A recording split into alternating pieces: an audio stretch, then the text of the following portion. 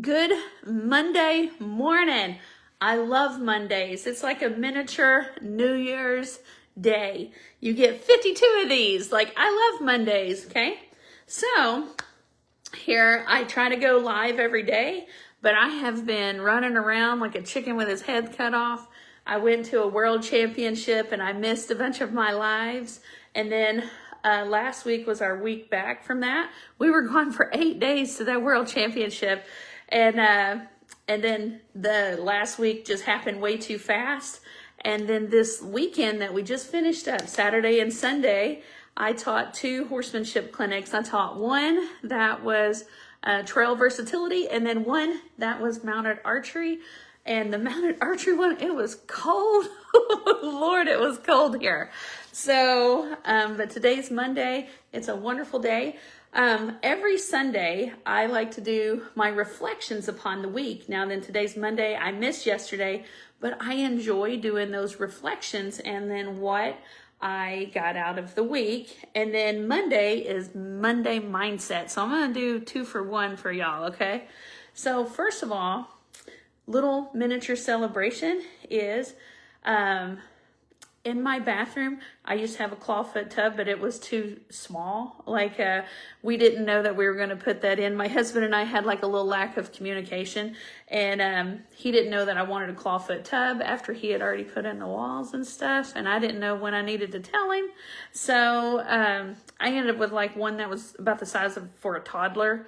So we took that thing out and sold it. So I had this void in my bathroom. Well, I put not a pantry. That would be awkward. I put a vanity in there that's just some little bitty, little junky table that I've had for forever. I had it as a school teacher. It fits in there perfectly. And I went antiquing and got an old locker. And now I have like the best place to do my hair and makeup. Look, eyebrows drawn on better. I've got just my tallow on and mascara from the middle of my eyelashes over on just the top because I get to having sensitive eyes. So like, I feel like I have taken better care of myself with that vanity. Okay, so now then, let's get into the reflections of last week, okay? So here is, okay, so I just came back from that world championship, right? I'm a plus size cowgirl that's riding a mule that's favorite speed is stop, right? But I just got through teaching 2 clinics. So instead of focusing on what I am not, I focused on what I am. That clinic that I just taught, it was full. It's full at 12 participants. I had people that had never taken a clinic. I had people that have not gotten their horse off of their own property, which that right there can be nerve-wracking because horses are just like, I'm not at home. They're like scared to death. I had people that they've taken a little bit of time off because of personal injuries, and so they wanted to have what I call eyes on the ground, like someone on the ground watching them and helping them. I had, and then I had people that can outride me all day long that are better than me, but they like to have instruction, which I love to have instruction. I could canter better than someone or jump better than someone or whatever. I could rope better than someone, but having them be eyes on the ground gives me value. And so I needed to realize that I brought value. I even had another local instructor who came and took the clinic, and I asked her, what is some things that I said that is different verbiage than what you said? And she was like, oh, so many, and she had pointed out one, talking about I talk about why people shouldn't pull their rein and put it behind their leg. They need to keep it in front of the horn of the saddle. And I talked about different muscle groups that they're using. They needed to lift that rein instead of pulling the rein. And so she liked my description of that, thought it was helpful, Well, I'm looking forward to taking a lesson with her to hear her verbiage and for me to be in the student seat. But I come back from that competition and I'm on cloud 9, right? And because I know that I did good for me and I did good for my animal of our pairing, I felt very happy with what we had done. But and then it's just a good reminder for me to not compare myself to other people, and that I have value to bring to the equine industry with having those people attend my clinics. Okay. Then my next thing is to don't play down, right? Like I got 7th place at that world championship. And, you know, a lot of people would be like, oh, I didn't get 1st, 2nd, 3rd, whatever, you know. And one person has like, well, there's leads with animals, like it's what leg that they're running with that's a little bit in front, and you can be in left or right lead. And, you know, and some people had said like, hey, did that stuff count? And I'm like, yeah, there's a reason I got 7th, right? Not 1st. So, but one of my friends just went to a national championship and got 4th place. So it's so important to still celebrate those other things, because like that 7th place means a lot. You see that purple ribbon? You see that right there? It's hung up in my office. You know what it's hung up on is my certificate for being in the Guinness Book of World Records. Like that meant a lot to me to go back to that world championship 11 years later on a different animal, not the same person mentally or physically that I was 11 years ago. That 7th place meant something to me. So it was just a good reminder that, well, I want to make sure in our own competition series that I do ribbons deep enough, because I want people to find, you know, that stuff means something to people, and it meant something to me. So anyways, it was a good thing not to play down. Don't play down your successes, okay? Next thing, I have a glucose monitor on, okay? Oh my Lord, I could not tell you how much I have learned. So I thought I was going to have high glucose numbers. No, you know what I found out? My stuff's always in the average range. It's always in that 70 to 90. But and I could never get mine to go up. It kind of worried me that I could not get my glucose to go up. So I even played around with it and ate a crap ton of pasta. Nope. It went up to like 107 or something like that. Then I tried, I ate ice cream, which I don't ever eat ice cream, and it made it go up to 135, okay? So I've been playing with that thing and learning a lot, and you know what I've learned? My numbers crash, like went down to 55, which if you have low glucose, you can become unconscious. You can become all sorts of stuff. So what I have found is that my body is producing a lot of freaking insulin. I actually called several doctor friends, and I'm like, can you make too much insulin? And they had said, yes, you can make too much insulin. My body is spiking. Usually it's like 2 hours after you eat. I'm spiking within less than 45 minutes after I eat. So I'm like, okay, here's the deal, is that you have to be your own freaking advocate. So I was getting high fives for staying in that range, but then I was like, man, I should have some spikes whenever I'm eating glucose, you know, and sugars and stuff and carbs. But then I found that I was going too low. So what I am doing now, I started taking dihydroberberin, BERBERINE. I was able to get it at Walmart. It's supposed to help not have my lows. I've got to make sure and not have the lows, because I could actually be, hypoglycemic. So I don't know, this glucose monitor, it's making me want to eat way healthier. And it's just a reminder that instead of accepting those high fives for not being a diabetic, I'm kind of like the anti-diabetic with making too much stuff. Here we go. If you've been watching me for a while, you know that I have a degree in biology, right? Like I was a science teacher for like 11 years. And my husband, not a science teacher, he's a good old boy, but that man brings so much perspective to my life. And he has those innocent eyes about seeing something differently. So he has been with me through every health journey in the world. Okay, well, I told him, we looked up like what causes you to have high insulin. Well, a lot of it is insulin resistance. Okay, well, my body's not resisting it. It's absorbing the crap out of it. So, and it says, well, what causes that? What's high cortisol? Well, my whole life has been high stress. My childhood, straight into college, the sport that I chose was full contact fighting. And then running your own business, I have been in a state of high cortisol my whole freaking life. Okay, so I was just like, man, I wonder if you can have insulin resistance whenever you're young. And he's just like, I wonder if I could be born with some of that.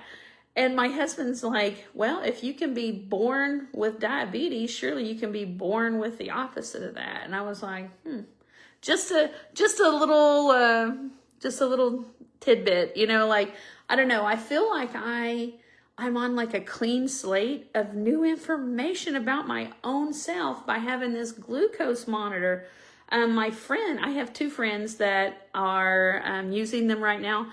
And what they're finding out is just foods that they should avoid because it makes them like super elevate. And then I'm over here like, why is my stuff not elevating? And, if your body's dumping that insulin in, it's going to be making me store fat. Oh, my husband, he said his words incorrectly and I had to forgive him, right? But one of the top indicators that you're producing too much insulin is belly fat. And my husband says, well, they hit that nail on the head. I was like, David, things you're not supposed to say. Things you're not supposed to say. And then he was like, oh. So I had to, you can't ever say anything, but he can. He can get any get out of jail for free card that he wants. So that's my take on this. All right, so my last reflection, and then I'll go to my Mindset Monday, okay, is government shutdown. Government shutdown. Man, I've got some people I'm friends on social media, and they are just like, man, our family's going to hurt if they, shut down SNAP. So I am happy that I have we used to host weddings and I stopped doing weddings after, post-COVID because I wanted to do homesteading stuff because I wanted to learn more things. So my thoughts on that is if the government is going to help feed you, they can also starve you. So I want to help people take that power away from any program. I want us to be more self-sufficient and have those skill sets in general. Now, I'm not talking bad about SNAP at all because I remember when my parents got separated, my mom was on food stamps, for a short period of time during that transition time of my parents getting divorced. My husband's mother, she was on food stamps once whenever she was a single parent with custody of them, that transition period. I was on food stamps it was less than a year whenever I was in college and I did not make enough money, so like, I'm not talking bad about that program because my family, my husband's family, and myself, whenever I was 19, used that program, okay? So I'm not talking bad about that, but now I am in a position to help people learn those skill sets. That's why we stopped doing the weddings, was to focus on homesteading. And so in January, I have my Smart Chicks, and it's a 3-day program. It's a 3-day class. It's only open to 10 people. And so I would love for you to look at that. I just feel like it took like less than 2 generations for us to lose so many skill sets that we need for self-preservation and to be able to do things and not depend on the grocery store or the government for help. So, you know what? Whenever I find out that I hate people having power over me. And so myself and my Mennonite friend, we have a 3-day class called Smart Chicks. It's January. It's all inclusive. And so There you go. I'm happy to be part of the solution for people not feeling like they can't provide for themselves. Okay, so that's my reflection is I'm happy about my progress. I'm happy that I'm here to help people with their horsemanship. I'm happy that I'm learning even more things about homesteading. So my mindset, all right, so this year I had lost over 20 pounds and then 10 of it kind of came back on and now it's going back off. You know what? Instead of being sad about where I'm at on my journey, my Monday mindset is that I choose to be happy about my health journey. You know, this glucose monitor that I have on, you know, I'm finding issues before doctors are finding issues, right?